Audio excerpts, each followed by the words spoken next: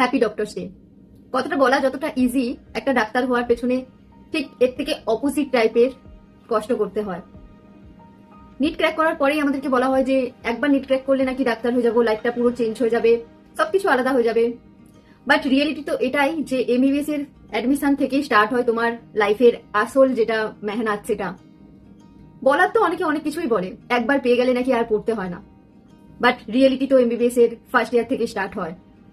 First year থেকে fourth year পর্যন্ত প্রত্যেকটা প্রপ পাস করতে গেলে প্রচুর পরিমাণে মেহনত লাগে। আর এখানে 50% তোলাটাও অনেক বড় ব্যাপার।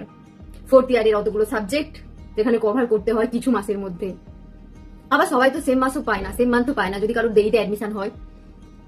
এই চলছে আমাদের মেডিকেল ফিল্ডে। মেডিকেল ফিল্ডটা অত্যন্ত কঠিন করা হয়েছে।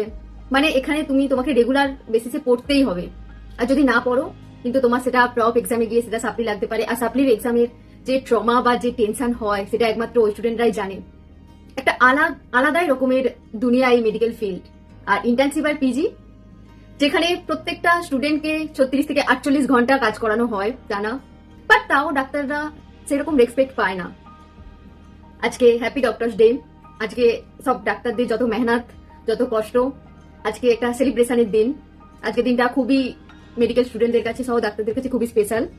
বাট একটাই রিকোয়েস্ট সবার কাছে, মেডিকেল ফিল্ড অনেক কঠিন, অনেক টাফ। এখানে টিকে থাকা, একটা ডাক্তার হওয়ার পেছনে অনেক মেহনত লাগে।